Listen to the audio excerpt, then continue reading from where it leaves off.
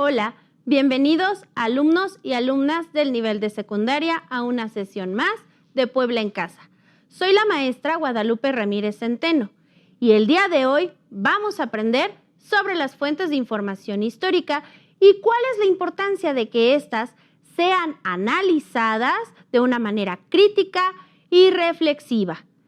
Antes de iniciar, te invito a que tomes lápiz y papel para que vayas anotando todas las ideas que te parezcan más relevantes de esta sesión, puesto que al final podrás revisarlas para poder comprender mejor el tema que te muestro a continuación.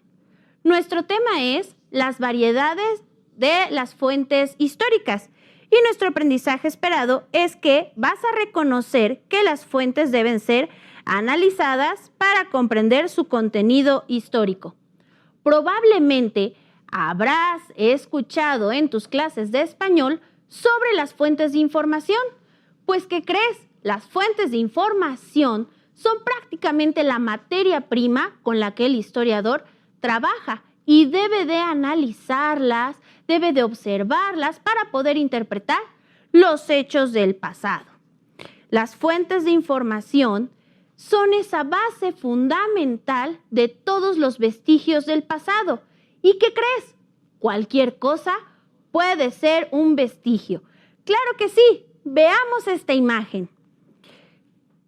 Puede ser ropa, objetos personales, juguetes, anuncios, obras de arte, carteleras, libros, películas, programas de radio o de televisión.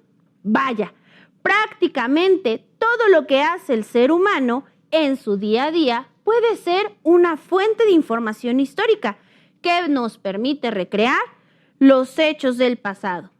Recuerda que el pasado puede ser inmediato, incluso lo que hiciste el día de ayer o lo que hiciste el mes pasado ya pertenece a la historia y todo lo que tú creaste, construiste, desarrollaste ya forma parte de esos vestigios del pasado. Pero estos vestigios tienen que ser analizados. Y antes de que yo te explique de qué manera se realiza la metodología de investigación histórica por parte del historiador, es preciso que recordemos cuáles son los tipos de fuentes de información histórica, es decir, nuestras fuentes primarias y nuestras fuentes secundarias. Para ello, vamos a ver la siguiente cápsula.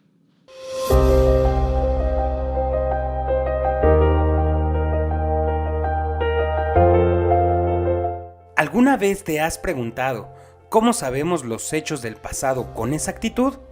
Desde que el ser humano evolucionó, ha dejado su huella alrededor del mundo, nos ha dejado vestigios para conocer cómo era su contexto, su vida y sus relaciones sociales con otras personas. Día a día se van creando más y más vestigios de sus creaciones y otros simplemente nos cuentan sobre ellas. La diferencia radica en el tipo de información que brinda. Para ello, las fuentes de información se dividen en primarias y secundarias. Las fuentes de información primarias se refieren a todo aquel testimonio del pasado que haya sido elaborado en determinada época y estas pueden dividirse a su vez en escritas y no escritas.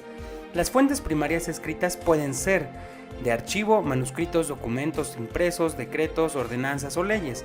Periódicas, periódicos, revistas, folletos, calendarios, volantes, historietas o carteleras. Testimoniales, autobiografías, memorias, crónicas, diarios personales o cartas. Estadísticas, censos demográficos, declaraciones fiscales o libros de cuentas. Fuentes literarias, novelas, cuentos, poesía. Todas ellas escritas en la época en que el historiador está realizando su investigación. Las fuentes primarias no escritas pueden ser materiales, edificios, utensilios, juguetes o ropa, testimoniales, entrevistas, relatos o discursos, visuales o audiovisuales, fotografías, obras de arte, códices, películas, programas de radio o televisión.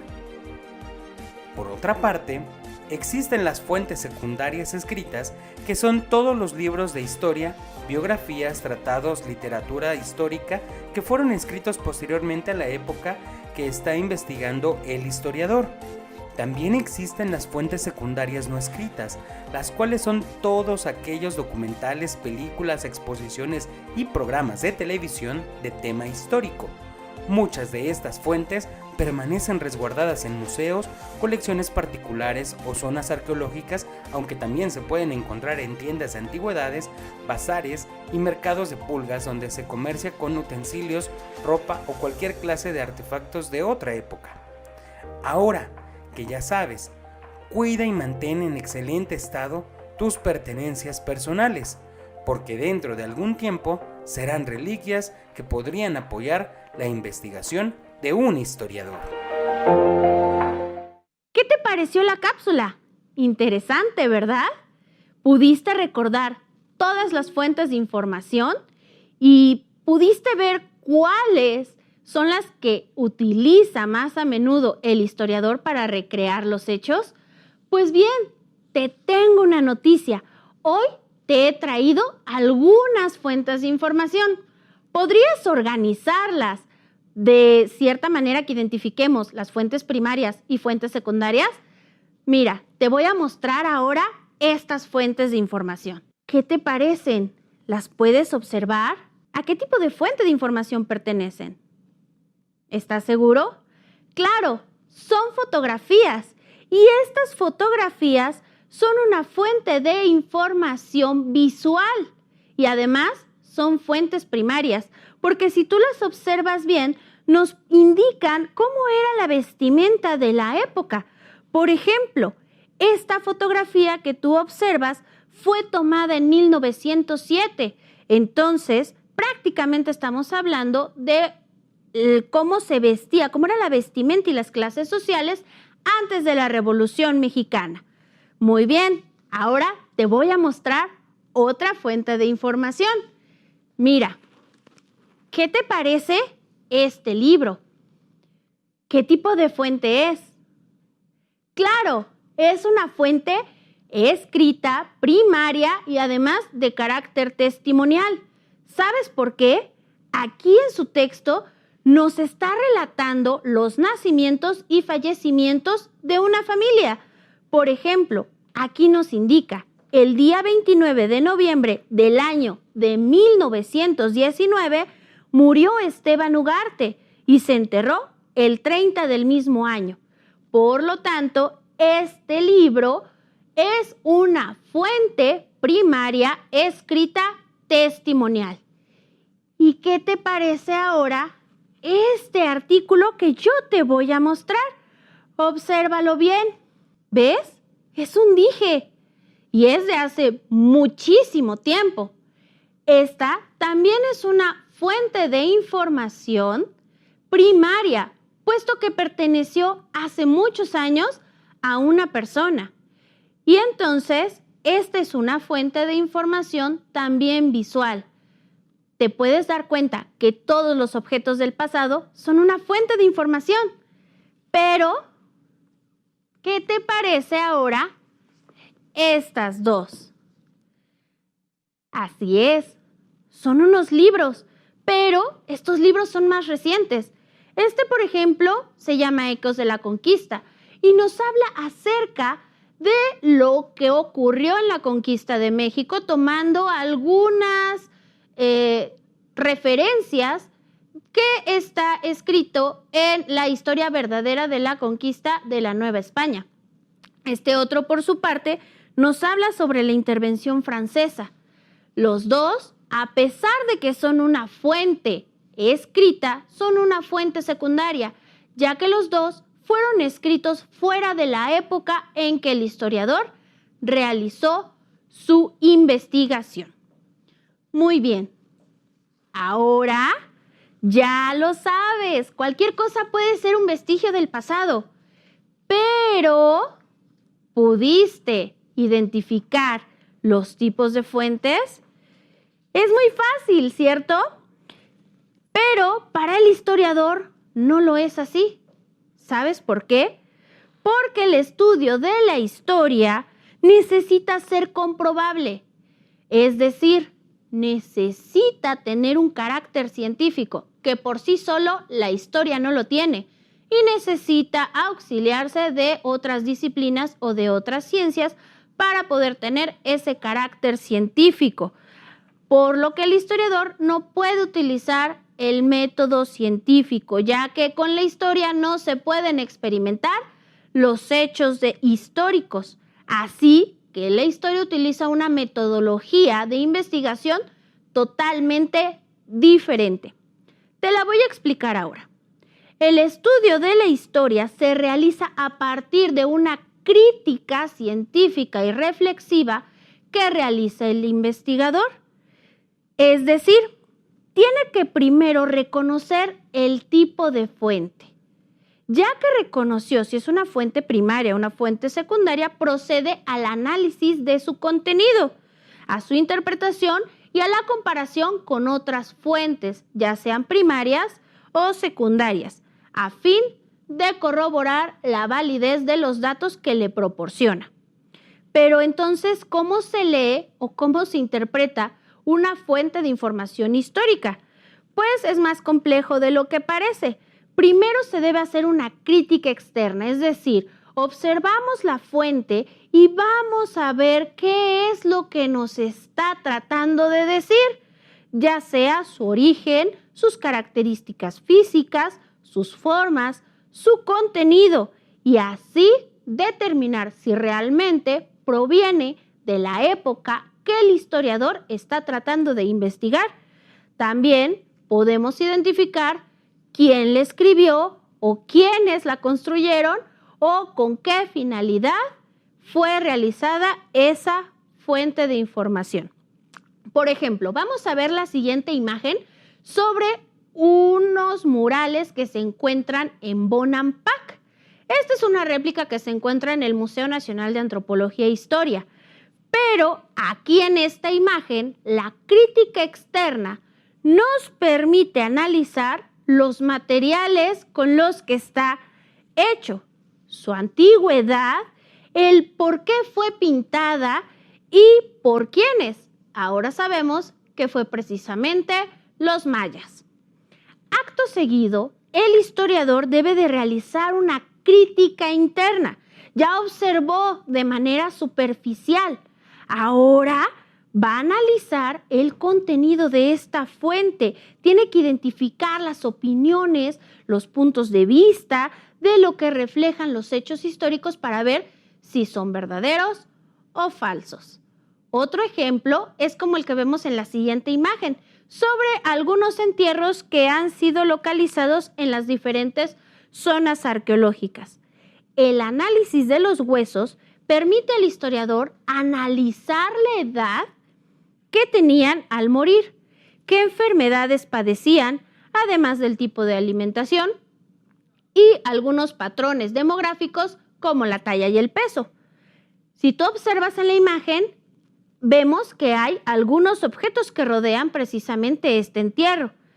Estos objetos son estudiados con detalle para conocer su origen y características, así como su posible significado. Después de que el historiador ya realizó las dos críticas, la crítica externa y la crítica interna, es preciso que ahora interprete todo lo que observó, todo lo que analizó, y entonces le va a dar el sentido a ello y va a empezar a reescribir la historia para así poder transmitir sus conclusiones acerca de su investigación. Recuerda que la interpretación de las fuentes de información depende mucho de las diferentes versiones que encuentre el historiador en estas fuentes primarias o secundarias y que además las tiene que contrastar para poder identificar si realmente son fidedignas y corresponden a la época en que está realizando su investigación. Además, depende de cada historiador darle el sentido que él quiera. Esto tiene que ver con la intención y el tema que el historiador quiere dar a conocer, además de sus posturas teóricas y políticas, que son lo que va a determinar esa interpretación. Sin embargo, existen muchas dificultades para los historiadores cuando se trata de analizar algunos restos arqueológicos, así como los que vas a ver en tu pantalla a continuación. Esta imagen es de la Coyolxauhqui y es difícil interpretarla porque no presenta directamente las expresiones de quienes vivieron en el pasado, su manera de vivir o su manera de pensar. Los historiadores observan y analizan las piezas arqueológicas planteando hipótesis de las sociedades que están investigando, como por ejemplo, ¿por qué se construyeron estos atlantes en la zona arqueológica de Tula? Por ello es que utilizan las fuentes escritas como los códices sobre tiempos y culturas cercanas para entender las interpretaciones que los propios seres humanos han hecho del pasado, así como el que te muestro a continuación, el cual es una réplica del códice Boturini que se encuentra en el Museo Nacional de Antropología e Historia. Ya vas captando estas ideas, ¿cierto? Bueno, pues ahora imagina que tú eres un historiador y que te han contratado para hablar sobre las culturas prehispánicas. Para ello tienes que investigar, pero yo te invito a contestar las siguientes preguntas. ¿Qué tipo de fuentes utilizarías? ¿Emplearías las técnicas de la historia? ¿Cómo lo harás? ¿Qué ventajas obtendrías al aplicar estas técnicas? Pues, ¿qué crees? Hoy en día y gracias al Internet, varios museos te ofrecen ya sus recorridos virtuales y podemos acercarnos más a estos vestigios del pasado, sobre todo a los restos arqueológicos. El historiador desafortunadamente no se puede conformar con esas visitas virtuales, puesto que no podría realizar la crítica interna y la crítica externa de una mejor manera. Entonces, el trabajo del historiador se vuelve un poco más complicado, porque no se puede quedar solo con esa imagen. Si él solamente se queda con algún vestigio y la crítica externa, entonces pudiese ser que su interpretación sea de dudosa procedencia, que sea poco veraz, se encuentre incompleta o bien que tenga una versión demasiado tendenciosa. Porque, recuerda, el trabajo del historiador es sumamente difícil. Toma demasiado tiempo realizar la investigación histórica. No basta con solo recopilar todas las fuentes de información que tiene a su alcance, de analizarlas. La parte más difícil siempre ha sido el interpretar para reescribir la historia. Lamentablemente, el pasado no es algo tangible, no es algo que nosotros podamos tocar. Si bien tenemos las fuentes primarias que podemos analizar, pero no podemos experimentar. A veces es muy difícil saber la información que te brindan estas fuentes primarias o secundarias, pues no son del todo claras, o bien se encuentran incompletas, como este fragmento del mural del año 1701 que se encuentra en el castillo de Chapultepec, y entonces no te permiten reconstruir lo que sucedió de manera exacta. Estas dificultades para conocer los hechos del pasado son el día a día de todo historiador. Por eso, cada uno lo interpreta de manera distinta, dependiendo, claro, de la intención con la que realiza su investigación. Te invito a observar la siguiente imagen y a ser ese historiador en la búsqueda de la información que te ofrecen las fuentes. Obsérvala bien. ¿Ya lo hiciste? Te hablaré un poco más sobre el contexto de esta imagen. Esta fotografía fue tomada en una habitación en el Museo del Castillo de Chapultepec en la Ciudad de México. Tal como puedes observar, en esta habitación se encuentran dos retratos de personajes muy importantes de la historia de México y que además habitaron ahí. Asimismo, puedes observar algunos utensilios como sillas, jarrones, lámparas, incluso un piano. algunas alfombras, entre otras cosas más que le pertenecieron a estos dos personajes. Ahora bien, anota en tu cuaderno las siguientes preguntas que responderás con base a lo que observaste de la imagen anterior. ¿Qué tipo de información ofrece cada una de las fuentes anteriores? ¿Cuáles son fuentes primarias y cuáles son fuentes secundarias? ¿Qué semejanzas y diferencias hay entre la información que te ofrecen? ¿Qué otras fuentes podrían complementar la información que te ofrecen las anteriores? ¿Ya las respondiste? Ok, vamos a ver si lo hiciste bien. Así que te invito a ver nuevamente la imagen del castillo de Chapultepec. La información que nos ofrecen estas fuentes son principalmente del uso cotidiano y del paso del tiempo en los objetos.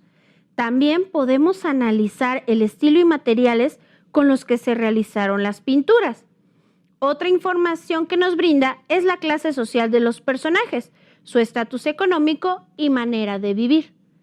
Estos personajes son Maximiliano de Habsburgo y Carlota de Bélgica, quienes fueron parte del Segundo Imperio Mexicano del año de 1864 a 1867, justo después de la intervención francesa de 1862. Los dos fueron autoproclamados emperador y emperatriz de México, y por eso es que habitaron el castillo de Chapultepec. Ahora ya vamos viendo un poco más de por qué tenían ese estatus social, por qué tenían toda esa decoración. En cuanto a determinar el tipo de fuente, cabe decir que todas son fuentes primarias no escritas de carácter material y de carácter visual, pues todo ello fue adquirido durante la época en la que vivieron Maximiliano y Carlota. Es preciso decir que las diferencias y similitudes entre todas las fuentes que te ofrecen esta información se determina de acuerdo a lo que queremos investigar o que queremos analizar. Si queremos analizar, por ejemplo, su forma de vida, su estatus económico, sus usos y costumbres, o bien por qué Maximiliano y Carlota fueron a vivir al castillo de Chapultepec. Por último, las fuentes históricas que pueden complementar la información serían unas fuentes secundarias o bien fuentes primarias escritas sobre los personajes que se muestran en esa habitación, que son Maximiliano y Carlota, para poder determinar la época en la que vivieron y también por qué fueron importantes para la historia de México. Yo, por ejemplo, te recomiendo el libro Noticias del Imperio. Este libro, además de que es una novela histórica, es decir, no es 100% real, pero sí nos habla acerca del contexto del Imperio Mexicano en donde gobernó Maximiliano y su esposa Carlota, cómo llegaron a México y cuál fue su proceso. Así que puedes guiarte en esta fuente secundaria.